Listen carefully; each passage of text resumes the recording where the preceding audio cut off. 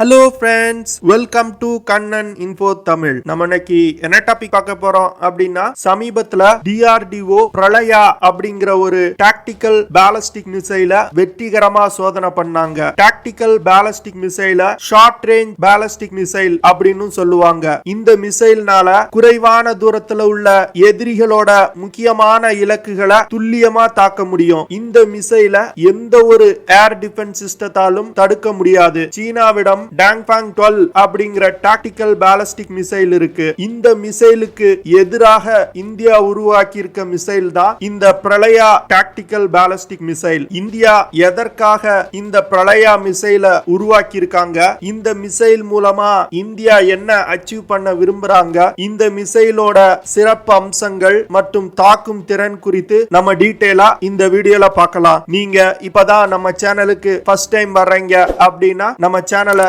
Subscribe பண்ணிக்கங்க. அப்படியே அந்த பெல் நோட்டிபிகேஷனை கிளிக் பண்ணி ஆல்ங்கிற ஆப்ஷனை எனேபிள் பண்ணிக்கங்க. இந்தியாவிடம் 1000 கிலோமீட்டர்ல இருந்து 8000 கிலோமீட்டர் தூரம் வரைக்கும் உள்ள இலக்குகளை தாக்குவதற்கு அக்னி சீரிஸ் ஆஃப் மிசைல் இருக்கு. ஒரு 200 இருந்து 500 கிலோமீட்டர் தூரத்துல உள்ள இலக்குகளை தாக்குவதற்கு இந்தியா பிரம்மோஸ் மிசைலை பயன்படுத்தி வர்றாங்க. இந்த பிரம்மோஸ் மிசைல் ஒரு க்ரூசர் மிசைல். இந்த மிசைல்னால 200 கிலோகிராம் எடை கொண்ட வெடிப்பொருட்களை சுமந்து சென்று இலக்கை தாக்க முடியும். ஆனா இந்த மிசைலோட விலை மிகவும் அதிகம். ஒரு குறைவான தூரத்துல உள்ள இலக்குகளை அதிகமான எடை கொண்ட வெடிப்பொருட்களை எடுத்து சென்று தாக்குதல் நடத்தணும் அப்படிங்கிறதுக்காக பிரளயா மிசைல இந்தியா உருவாக்கி இருக்காங்க. இந்த பிரளயா மிசைல் ப்ராஜெக்ட 2015 தான் DRDO ஸ்டார்ட் பண்ணாங்க. இந்த பிரளயா மிசைல் இந்திய ராணுவத்துக்காகவே பிரத்யேகமா உருவாக்கப்பட்டிருக்கு. இந்தியா ராக்கெட் போர்ஸ் அப்படிங்கிற ஒரு 4வது படையணியை உருவாக்க போறாங்க. இந்த ராக்கெட் போர்ஸ்ல பிரளயா மிசைல் ஒரு முக்கியமான மிசைலா செயல்பட போகுது. பிரளயா மிசைல்னால 150 இருந்து 500 கிலோமீட்டர் தூரத்துல உள்ள இலக்குகளை தாக்க முடியும். இந்த மிசைல்னால 350 இருந்து 700 கிலோகிராம் எடை கொண்ட வெடிப்பொருட்களை சுமந்து சென்று எதிரிகள் மீது தாக்குதல் நடத்த முடியும். பிரளயா மிசைல கோசி பாலிஸ்டிக் மிசைல் அப்படின்னு சொல்லுவாங்க. அதாவது இந்த மிசைல்கள்னால குறைவான உயரத்துல பறந்து சென்று இலக்குகளை தாக்க முடியும். இப்படி குறைவான உயரத்துல பறக்கும் போது எதிரிகளோட ஏர் டிஃபென்ஸ் சிஸ்டங்கள்னால இந்த மிசைலை தடுத்து நிறுத்த முடியாது. பிரளயா மிசைல் சீனாவின் டாங்ஃபாங் 12 மற்றும் ரஷ்யாவின் 9K720 Iskander short range tactical ballistic மிசைலுக்கு நிகரான ஒரு மிசைல். இந்த பிரளயா மிசைல் இலக்கை நோக்கி பயணிக்கும் போது மிசைலோட உயரம் குறைந்து கொண்டே வந்து இலக்கை தாக்கும். அதே வேளையில இந்த மிசைலோட டெர்மினல் பேஸ்ல திசையை மாற்றி பறந்து சென்று இலக்கை தாக்கக்கூடியது. இந்த மிசைல்ல ஜெட் வெயின் கண்ட்ரோல் சிஸ்டம் மற்றும் டாண்டம் பின்ஸ் இருக்கு. இதன் மூலமா இந்த மிசைல்னால எளிதா திசையை மாற்றி பறக்க முடியுது. இது போன்ற செயல்பாடுகள்னால தான் இந்த மிசைல எந்த ஒரு மாடர்ன் ஏர் டிஃபென்ஸ் சிஸ்டத்தாலும் கூட இன்டர்செப்ட் செய்ய முடியாது. இந்த பிரளயா டாக்டிக்கல் பாலிஸ்டிக் மிசைல ஒரு கேம் சேஞ்சர் அப்படின்னு சொல்லலாம். அதாவது ஒரு கன்வென்ஷனல் டாக்டிக்கல் பாலிஸ்டிக் மிசைல் எப்படி செயல்படுமோ அதிலிருந்து முற்றிலும் வேறுபட்ட செயல்பாடுகளை இந்த மிசைல் கொண்டிருக்கு. இந்த மிசைல் பிரம்மோஸ் க்ரூஸ் மிசைல் போன்றும் செயல்படும், பாலிஸ்டிக் மிசைல் போன்றும் செயல்படும். பாலிஸ்டிக் மிசைலுக்கும் க்ரூசர் மிசைலுக்கும் சில அட்வான்டேஜஸ் இருக்கு. ஒரு க்ரூசர் மிசைல் மிகவும் வேகமா செயல்படக்கூடியது, வெவ்வேறு திசைகள்ல பறந்து சென்று இலக்கை தாக்கும். ஆனா ஒரு பாலிஸ்டிக் மிசைலோட அட்வான்டேஜ் அதிவேகமா சென்று இலக்கை தாக்கும். இந்த ரெண்டு விஷயங்களையும் இணைத்து இந்த பிரளயா மிசைல் உருவாக்கப்பட்டிருக்கு.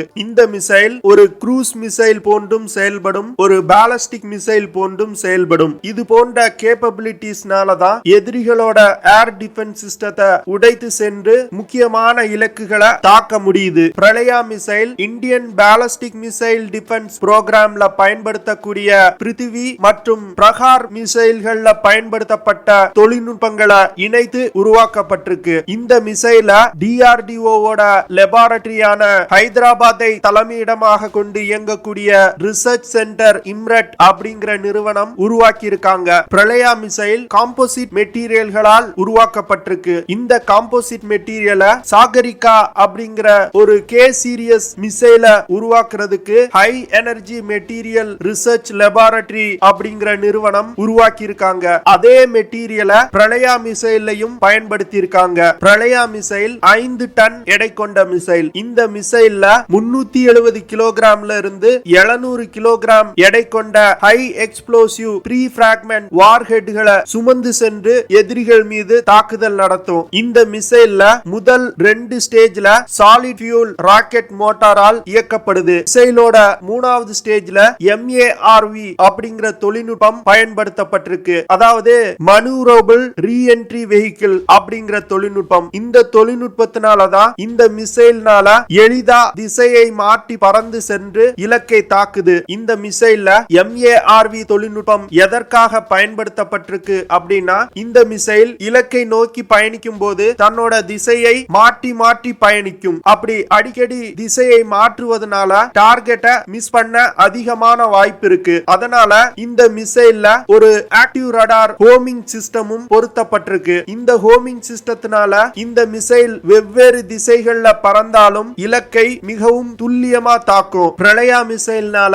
350 இருந்து 500 கிலோமீட்டர் தூரத்துல உள்ள எதிரிகளோட communication installation, command and control station மற்றும் விமான தளங்களை தாக்கி அழிக்க முடியும். இந்தியாவுடைய பெரும்பாலான பாலிஸ்டிக் மிசைல்கள் ஸ்ட்ராட்டஜிக் ஃபோர்ஸ் கமாண்ட் அப்படிங்கிற அமைப்பின் கட்டுப்பாட்டுல இருக்கு. இந்த அமைப்பு இந்தியாவுடைய அணு ஆயுதங்கள் மற்றும் அணு ஆயுதங்களை தாங்கி செல்லக்கூடிய மிசைல்களை கையாளக்கூடிய அமைப்பு. பிரளயா மிசைல் வெற்றிகரமா தயாரிக்கப்பட்டுச்சு அப்படின்னா இந்த மிசைல ரெஜிமெண்ட் ஆஃப் ஆர்ட்டிலரி அப்படிங்கிற அமைப்பு கையாளுவாங்க. ஒரு யுத்த நேரத்துல எதிரிகள் ஒரு கன்வென்ஷனல் வார் நடந்துட்டு இருக்கும் போது இந்தியா எங்கள் மீது ஒரு அணு ஆயுத தாக்குதல் நடத்திட்டாங்க அப்படின்னு பொய் சொல்வதற்கு அதிகமான வாய்ப்பு இருக்கு. அதனால இந்த பிரளயா மிசைல ஒரு கன்வென்ஷனல் யுத்தத்துக்காக இந்தியா பிரத்யேகமா உருவாக்கி இருக்காங்க. கன்வென்ஷனல் வார் அப்படிங்கிறது அணு ஆயுதம் மற்றும் கெமிக்கல் வெப்பனை பயன்படுத்தாமல் நடத்தக்கூடிய யுத்தம். இந்த மிசைல்னால அதிகபட்சமா டெர்மினல் பேஸ்ல மாக் 1ல இருந்து மாக் 1.6 அப்படிங்கிற வேகத்துல பறந்து சென்று இலக்கை தாக்கும். அதாவது 1200 கிலோமீட்டர் பெர் ஹார் வேகத்துல இருந்து 2000 கிலோமீட்டர் பெர் ஹார் வேகத்துல இலக்கை சென்று தாக்கும். இந்த மிசைலை இலக்கை நோக்கி வழிநடத்துவதற்கு இனிஷியல் நேவிகேஷன் சிஸ்டம் பயன்படுத்தப்பட்டிருக்கு. இந்த மிசைல் மிகவும் துல்லியமா இலக்கை தாக்கக்கூடியது. இந்த மிசைலோட சர்க்குலர் எரர் ப்ராபபிள் 10 மீட்டர் தான். அதாவது டார்கெட்ல இருந்து 10 மீட்டர் சுற்றளவுக்குள்ள இந்த மிசைல்னால தாக்குதல் நடத்த முடியும். இதன் மூலமா டார்கெட்டுக்கு அதிகமான சேதத்தை இந்த மிசைல் ஏற்படுத்தும். இந்த மிசைல 8x8 BEML Taurus transporter erector லான்ச்சர்ல இருந்து லான்ச் செய்ய முடியும். இந்த லான்ச்சர்களை ஒரு இடத்துல இருந்து இன்னொரு இடத்துக்கு மிக எளிதா டிரான்ஸ்போர்ட் செய்ய முடியும். இதன் மூலமா இந்த மிசைல்கள் எந்த இடத்துல இருக்கு அப்படின்னு சேட்டலைட் மூலமா ட்ராக் செய்ய முடியாது. சைனா டாங்பாங் 12 மிசைல அதிகமான எண்ணிக்கையில இந்திய எல்லையில நிலைநிறுத்தி இருக்காங்க. இந்த மிசைலோட ரேஞ்ச் 100ல இருந்து 400 கிலோமீட்டர். இந்திய மற்றும் சீன எல்லையில ஒரு சிறிய அளவிலான போர் ஏற்படுது அப்படின்னா சைனா இந்த டாங்பாங் 12 மிசைல கண்டிப்பா பயன்படுத்துவாங்க. இந்த மிசைலுக்கு போட்டியாக தான் இந்தியா இந்த பிரளயா மிசைல உருவாக்கி இருக்காங்க. இந்த பிரளயா மிசைல்னால உயரமான இடத்துல இருக்கக்கூடிய எதிரிகளின் இலக்கை துல்லியமா தாக்க முடியும். இந்த கேப்பபிலிட்டி இந்தியாவை பொறுத்த வரைக்கும் மிகவும் முக்கியமானது. ஏன்னா இந்தியாவுடைய எல்லை பகுதி ஒரு மலைப்பாங்கான பகுதி. அதனால இந்த கேப்பபிலிட்டி மிகவும் ஒரு முக்கியமான விஷயமா பார்க்கப்படுது. பிரளயா மிசைல சீனா மற்றும் பாகிஸ்தான் இந்த 2 நாடுகளோட எல்லையை மனதில் வைத்துதான் இந்தியா உருவாக்கி இருக்காங்க. ஒரு சிறிய அளவிலான யுத்தத்துல இந்த மிசைல்கள் மிகவும் ஒரு முக்கியமான ரோலை பிளே பண்ண போகுது. இந்த பிரளயா மிசைல்னால இந்திய எல்லை வலிமை அடைஞ்சிருக்கு அப்படின்னு சொல்லலாம். இந்த விஷயங்களுக்காக தான் இந்தியா இந்த பிரளயா டாக்டிக்கல் பாலிஸ்டிக் மிசைல உருவாக்கி இருக்காங்க. ஓகே ஃப்ரெண்ட்ஸ், நம்ம வீடியோவோட நிறைவு பகுதிக்கு வந்துட்டோம். இதெல்லாம் தான் நான் உங்ககிட்ட ஷேர் பண்ணணும் அப்படின்னு நினைச்ச விஷயங்கள். ஐ ஹோப் நான் ஷேர் பண்ண விஷயங்கள் உங்களுக்கு பிடிச்சிருக்கும் நினைக்கிறேன். அப்படி பிடிச்சிருந்துச்சுன்னா ஷேர் பண்ணுங்க, லைக் பண்ணுங்க, கமெண்ட் பண்ணுங்க. மறக்காம நம்ம சேனலுக்கு சப்ஸ்கிரைப் பண்ணுங்க. அப்படியே அந்த பெல் நோட்டிபிகேஷனை கிளிக் பண்ணி ஆல்ங்கிற ஆப்ஷனை எனேபிள் பண்ணிக்கங்க. See you in the next video. Jai Hind.